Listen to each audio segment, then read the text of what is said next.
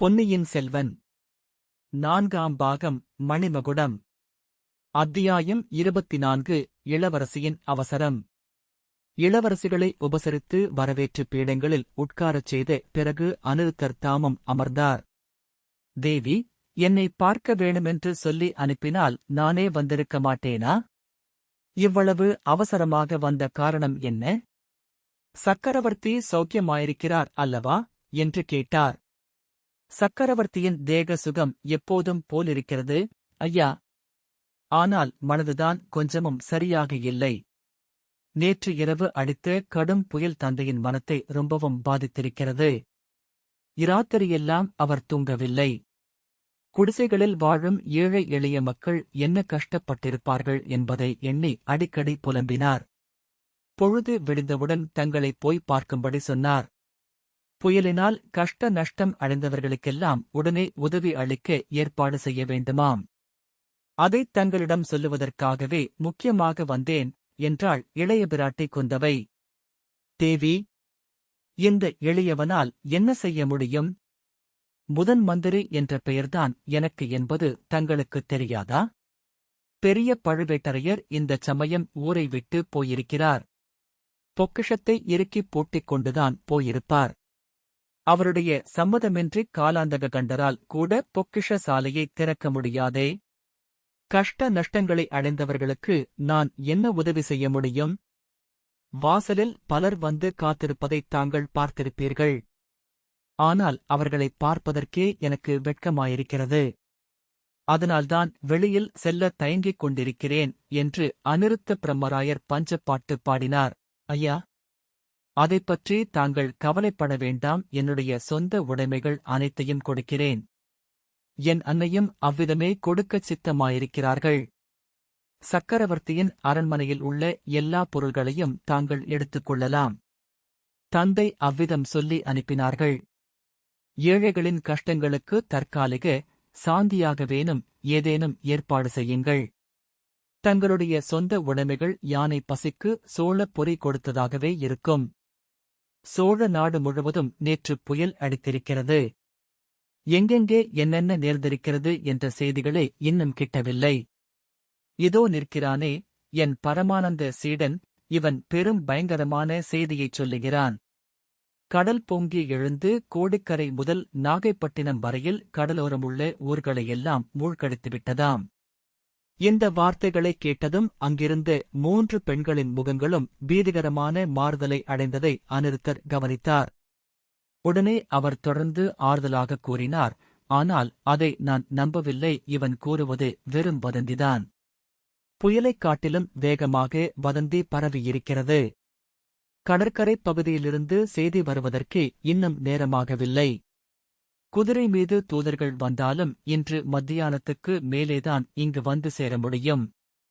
இதற்கிடையில் நம்மால் செய்யக்கூடிய உதவிகளையெல்லாம் செய்வதற்கு ஏற்பாடு செய்யலாம். இளைய பிராட்டி குந்தவை தன் மனக்குழப்பத்தை சிறிது சமாளித்துக் கொண்டு, ஐயா, நாகைப்பட்டினம் பற்றிய வதந்தி என் காதிலும் விழுந்தது. அதைப் பற்றியும் தங்களிடம் பேசலாம் என்று வந்தேன். இப்போதுதானே சூடாமணி விஹாரத்திற்கு நாம் நிபந்தங்கள் அளித்துவிட்டு வந்தோம். விஹாரத்துக்கு விபத்து நேர்ந்தால் பாவம், அதில் உள்ள பிக்ஷுக்கள் என்ன செய்வார்கள் என்று கூறிவிட்டு பூங்குழலி நின்ற இடத்தை நோக்கினாள். ஐயா, இந்தப் பெண் இங்கே எப்படி வந்தாள்? கோடிக்கரை தியாவிடங்கரின் மகள் பூங்குழலி அல்லவா இவள் என்று வினவினாள். ஆமாம், தியாகவிடங்கரின் குமாரிதான். ஆனால் அவரைப் போல் சாதுவல்ல. ரொம்ப பொல்லாத பெண். தனக்கு சம்பந்தமில்லாத காரியங்களில் தலையிட்டு தொந்தரவு விளைவிப்பவள் என்றார் முதன் மந்திரி. இளைய பிராட்டிக்கு வேறுவித ஐயப்பாடு தோன்றியது. அருள்மொழியைப் பற்றி உளவு அறிவதற்காகத்தான் பூங்குழலியை இங்கே அநிருத்தர் தெரிவித்திருக்கிறாரோ? தந்திர வித்தைகளில் கைதேர்ந்த மந்திரியாயிற்றே. எப்படி இருந்தாலும் பூங்குழலியின் சார்பில் தான் இருக்க வேண்டுமென்று தீர்மானித்துக் கொண்டு, அப்படியொன்றுமில்லையே. பூங்குழலி மிக நல்ல பெண் ஆயிற்றே. இங்கே வா, அம்மா. முதன் மந்திரி ஏன் உன் பேரில் கோபமாயிருக்கிறார்? அவருக்கு ஏதேனும் தொந்தரவு கொடுத்தாயா என்றாள். பூங்குழலி சற்று நெருங்கி வந்து, தேவி, முதன் மந்திரியையே தாங்கள் கேளுங்கள். நான் முதன் மந்திரிக்கு தொந்தரவு கொடுத்தேனா, அவர் எனக்கு தொந்தரவு கொடுத்தாரா என்று கேளுங்கள், என்றாள். ஓகோ, நீயும் கோபமாகத்தான் இருக்கிறாய். இங்கே வா, பெண்ணே, என் அருகில் உட்கார்ந்து கொள், என்று கூறி இளைய பிராட்டி பூங்குழலியை தன் அருகில் உட்கார வைத்துக் கொண்டாள். ஐயா, இந்தப் பெண்ணை எதற்காகத் தருவித்தீர்கள்? ஏதாவது முக்கியமான காரியமா? என்று கேட்டாள். அம்மணி, நான் இந்த பெண்ணை தருவிக்கவில்லை. இப்படி ஒரு பொல்லாத பெண் இருக்கிறாள் என்ற செய்தியே எனக்குத் தெரியாது, இவளாகவேதான் என்று அநிருத்தர் தயங்கினார். தேவி, முதன் மந்திரி ஏன் தயங்குகிறார்? மிச்சத்தையும் சொல்லச் சொல்லுங்கள், என்றாள் பூங்குழலி. இவளாகவேதான் இவளுடைய அத்தையைத் தேடிக் கொண்டு வந்தாள். யார் இவளுடைய அத்தை? ஓகோ, சேந்தன் அமுதனின் அன்னையா? கோட்டைக்கு வெளியில் அல்லவா அவர்களுடைய வீடு இருக்கிறது? இல்லை, அமுதனின் அன்னை இல்லை, இவளுக்கு இன்னொரு உமை அத்தை இருக்கிறாள். இளவரசி, தங்களுக்கும் தெரிந்திருக்க வேண்டிய செய்திதான். ஈழ நாட்டுக் காடுகளில் பித்துப் பிடித்தவள் போல் திரிந்து கொண்டிருந்த ஊமை ஸ்திரீ ஒருவர் உண்டு. அந்த மாதரசியை இங்கே ஒரு முக்கியமான காரியத்துக்காக அழைத்து வர விரும்பினேன். அதற்காக பெருமுயற்சி செய்தேன். கடைசியில் வெற்றி கிட்டியது. அந்தச் சமயத்தில் குந்தவை தேவி சொல்லி முடியாத பரபரப்பை அடைந்து, உண்மையாகவா? அந்தப் பெண்மணி இப்போது இங்கே இருக்கிறாளா? நான் உடனே பார்க்க வேண்டும் என்று சொல்லிக் கொண்டே பீடத்தை விட்டு எழுந்தாள். மன்னிக்க வேண்டும் தேவி. வெற்றி கிட்டும் சமயத்தில் இந்த பெண் குறுகிட்டு காரியத்தை கெடுத்துவிட்டாள், என்றார் முதன் மந்திரி. குந்தவை மிக்க ஏமாற்றத்துடன் திரும்பவும் உட்கார்ந்து, பூங்குழலி, இது உண்மைதானா? என்ன காரியம் செய்துவிட்டாய்? என்றாள். தேவி, என் அத்தையை அழைத்து வருவதற்கு முதன் மந்திரி கையாண்ட முறையே கேளுங்கள். அப்போது என் பேரில் குற்றம் சொல்ல மாட்டீர்கள், என்றாள் பூங்குழலி. பிறகு முதன் மந்திரி நடந்தவற்றை சுருக்கமாகக் கூறினார். கேட்டுக்கொண்டிருந்த இளைய பிராட்டி, அப்படியானால் இந்தக் கோட்டைக்குப் பக்கத்திலே தானே எங்கேனும் இருக்க வேணும்? தேடிப் பார்க்கலாமே, என்றாள். நல்ல வேளையாக தேடிப் பார்க்க வேண்டிய அவசியங்கூட இல்லை.